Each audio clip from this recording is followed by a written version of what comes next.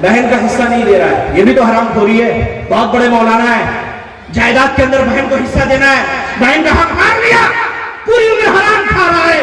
وہ جو زمین بہن کا حصہ تھا اس سے غلہ اگا کر کے کھاتا ہے، بیچتا ہے، اس کے پیسے سے اپنے بیوی بچے کو کھانا کھلاتا ہے.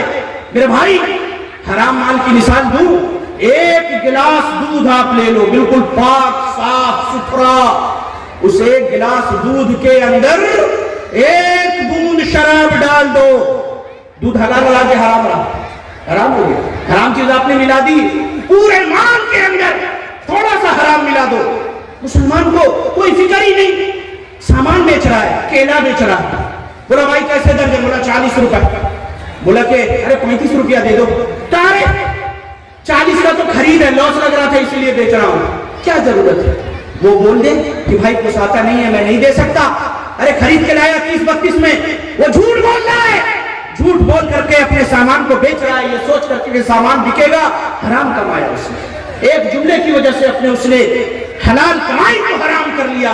اللہ کے رسول صلی اللہ علیہ وسلم نے فرمایا، صحیح روایت ہے، لا يدخل الجنہ غزی بحرام، کہ وہ جسم جنت میں نہیں جا سکتا جس کی پرورش حرام مال سے ہوئی ہو. میرے بھائی میں کہہ رہا تھا حرام مال سے ہمیں بچنا ہے. اللہ کے رسول صلی اللہ علیہ وسلم نے فرمایا کہ حلال کھاؤ، حرام سے بچو. میرے بھائی ایک مسلم کی صحیح حدیث آپ کے سامنے پڑھتے ہیں. میں نے آپ کے سامنے کیا کہا؟ ہم میں سے ہر کوئی پریشان ہے، پریشانی کا صرف ایک حل اللہ کی بارگاہ میں دعا کرنا ہے. دعا مومن کا ہتھیار ہے، دعا مومن کی سب سے بڑا سہارا ہے، مومن کی سب سے بڑی لاٹھی ہے. مومن دعا کے معاملے میں اتنا غافل، ارے تم کسی مولوی سے دعا کروا لو، تم دعا کروا لو. اگر حرام کھایا دعا قبول نہیں ہوگی. مسلم کی ایک صحیح روایت، اللہ کے رسول صلی اللہ علیہ وسلم نے فرمایا، ابو ہریرہ رضی اللہ عنہ راوی ہے، علماء اس حدیث کو جانتے ہیں، آپ نے بھی اس حدیث کو بارہا سنا ہوگا، لیکن اللہ رب العزت نے فرمایا فذکر ان ذکر تنفع المؤمنین. اے نبی صلی اللہ علیہ وسلم یاد دہانی کراتے رہیے، کیونکہ یاد دہانی مومنوں کے لیے نفع بخش ہوا کرتی ہے. اللہ کے رسول صلی اللہ علیہ وسلم فرماتے ہیں ان اللہ طیب لا یقبل الا طیبا. اللہ اکبر. اللہ طیب ہے، پاکیزہ ہے، پاک ہے. ان اللہ طیب لا یقبل الا طیبا. اللہ تبارک و تعالی اپنے راستے میں صرف حلال مال کو خرچ کرنا ہی پسند کرتا ہے، حرام مال کو قبول نہیں کرتا. ان اللہ طیب لا یقبل الا طیبا، صرف پاکیزہ مال کو قبول کرتا ہے. حضرت سفیان ثوری رحمت اللہ علیہ کا ایک اثر ہے. حضرت سفیان ثوری رحمت اللہ علیہ کہتے ہیں کہ جس شخص نے اللہ کے راستے میں اگر حرام مال خرچ کیا، حرام مال حرام کماتا ہے، 2 نمبر کی کمائی ہے. جلسہ کے سیکریٹری صاحب ہے، مولانا صاحب ہماری طرف سے 10,000 لکھ لیجئے. وہ سوچتا ہے کہ حرام مال کی کمائی مدرسے میں جلسوں میں دین کے کام میں دے کر کے اس کا مال کیا حلال ہو جائے گا نا؟ اللہ کے رسول صلی اللہ علیہ وسلم نے فرمایا اللہ پاک ہے، پاکیزہ ہے، حلال مال کو ہی قبول کرتا ہے، پاک مال کو قبول کرتا ہے. امام سفیان ثوری رحمت اللہ علیہ کہتے ہیں اللہ کے راستے میں حرام مال خرچ کرنے کی مثال ایسی ہی ہے جیسے کوئی آدمی میلے اور گندے کپڑے کو پیشاب سے صاف کرے. اللہ، کپڑے کے اندر میں میل لگا ہو، گندگی لگی ہو، کالی لگی ہو، ڈٹرجنٹ صابن ایک دم رین سپرین لے کر کے آئے اور پیشاب سے رگڑ رگڑ کے صاف کرے. ہو سکتا ہے کہ وہ کالا پن اس کا دور ہو جائے، لیکن کپڑا پہلے سے زیادہ ناپاک ہو جائے گا، پلید ہو جائے گا. اللہ کے راستے میں حرام مال خرچ کرنے والی کی ہی مثال ہے. اللہ کے رسول صلی اللہ علیہ وسلم فرماتے ہیں ان اللہ طیب لا یقبل الا طیبا. اللہ پاک ہے، پاکیزہ ہے، پاکیزہ مال کو ہی قبول کرتا ہے. پھر فرمایا اللہ کے رسول صلی اللہ علیہ وسلم نے ان اللہ امر المؤمنین بما امر به المرسلین. اللہ تبارک و تعالی نے جس طریقے سے اپنے مومن بندوں کو جو حکم دیا ہے، اپنے رسولوں کو بھی وہی حکم دیا ہے. پھر فرمایا کہ اللہ رب العزت کہتا ہے یا ایھا الرسول کلوا من طیبات واعملوا صالحا. اے رسولوں کی جماعت حلال کھاؤ، پھر اللہ کی عبادت کرو. اور پھر اللہ کے رسول نے صلی اللہ علیہ وسلم نے قرآن کریم کی آیت کریمہ پڑھی یا ایھا الذین آمنوا کلوا من طیبات ما رزقناکم. اے ایمان والو अल्लाह ने जो तुमको अता किया है, दुनिया में बहुत तरह का माल है, उसमें से तुम हलाल खाओ। रावी हदीस कहते, अबू हुरैरा रज़ी अल्लाहु अन्हु कहते, सुम्मा ज़करा रजुल, गौर से सुने मेरे भाई, मेरी माँ बहनें, सब माए बहनों को मुखातब इसलिए कर रहा हूँ, हम जो मर्द हज़रात हैं ना, अमूमन हराम कमाई किस लिए करते हैं? औरतों के बहकावे में भी आके करते हैं। औरत कहती है যে কোন থেকে আমি বিয়া করে আমার তোমার ঘরে এসেছি, আমার গলায় একটাও হার নেই। शौहर ने कहा रे हार लाना होगा, अंगूठी नहीं, अब बीवी की ख्वाहिश पूरा करने के लिए भालू कपड़ों नहीं, महंगा। और भी कपड़ा कौन सा, ड्रेस का अलग अलग नाम है, बाजीराव मस्तानी, नगीना चूड़ी। अरे भाई सब बीवी वाले हम लोग भी जाते हैं मार्केट में, इसका नाम क्या है, सब फिल्म के नाम पे कपड़े का नाम रखा, बोले वही वाला चाहिए हम लोग। तो कहा कि महंगा कपड़ा है, खरीद के देना होगा। बेटा है, बोला बाबा हमें डॉक्टरी कर दो, इंजीनियरिंग।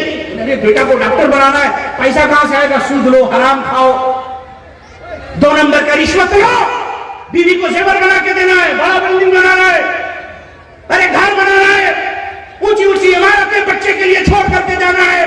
बाप ने जिंदगी में हराम कमाया, हराम से बिल्डिंग बनाया, 5-5 बैंक के अंदर लाखों रुपया छोड़ करके गया, जगह जमीन जायदाद गाय गोरू जगह बहुत कुछ बाल बच्चा के लिए छोड़ कर गया, सब हराम माल से।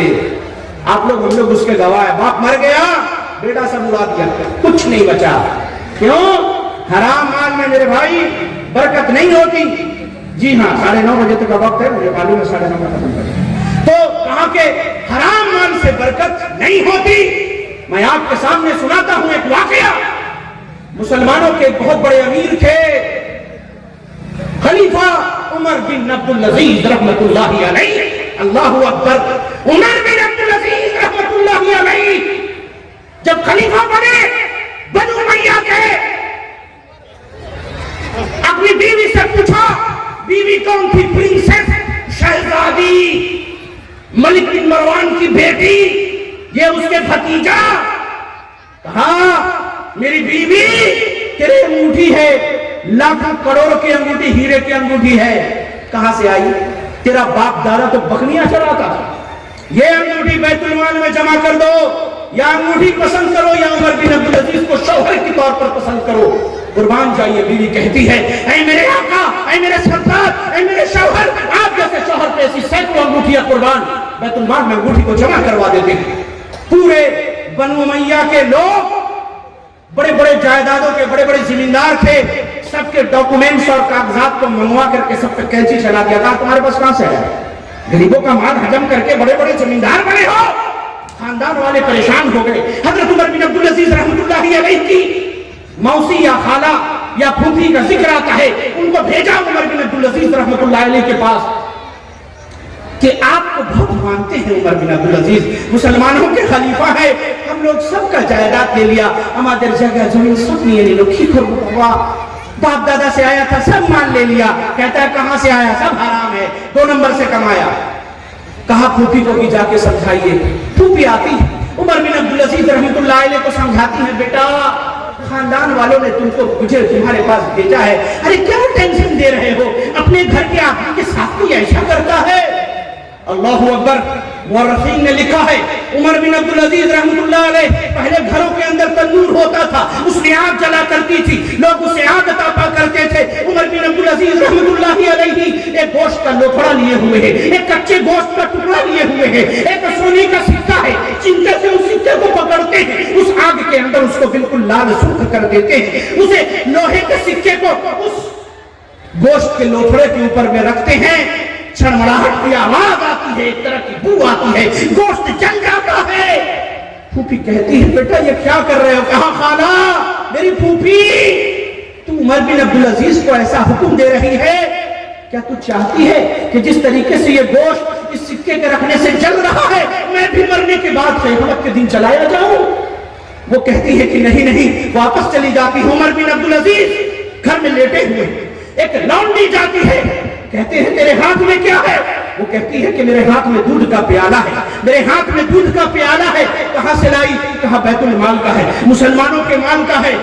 कहा जा इस दूध को बैतुल माल में वापस कर दे। कहा اے امیر المومنین، حکیموں کا کہنا ہے، طبیبوں کا کہنا ہے، ایک حاملہ عورت، گربھوتی مہیلا، اگر اس کی انشاء نہ پوری کی جائے بچہ ضائع ہو جاتا ہے۔ عمر بن عبدالعزیز رحمۃ اللہ علیہ کہتے ہیں حرام دودھ پی کر کے، مشروب دودھ پی کر کے، بیت المال کا دودھ پی کر کے اگر عمر بن عبدالعزیز کا نطفہ اگر ٹھہرتا ہے تو اس سے بہتر ہے کہ ضائع ہو جائے۔ میں اپنی بیوی کو حرام نے والا نہیں دے سکتا۔ اللہ اکبر۔ وہ عمر بن عبدالعزیز جب مرتے ہیں، مورخین نے لکھا اپنے بیٹے کے لیے چند درہم و دینار چھوڑ کر کے جاتے ہیں، تھوڑا سا، اگر اس کو گنو تھوڑے سے سکے۔ ان کے مرنے کے بعد ان کے بیٹے ان سکوں سے کاروبار کرتے ہیں، بزنس کرتے ہیں، اللہ اتنی برکت دیتا ہے۔ لوگوں نے دیکھا کہ وہ اس زمانے کے سب سے بڑے اور مالدار تاجروں میں ان کا شمار ہوتا تھا۔ اللہ مال میں، حلال مال میں ایسے برکت دیتا ہے۔ حدیث کو میں سنا رہا تھا، تشریح کرتے ہوئے یہاں میں چلا آیا۔ اللہ کے رسول صلی اللہ علیہ وسلم کے بارے میں راوی حدیث حضرت ابو ہریرہ کہتے ہیں ثم ذکر الرجل، پھر اللہ کے رسول صلی اللہ علیہ وسلم نے ایک آدمی کا ذکر کیا، یقین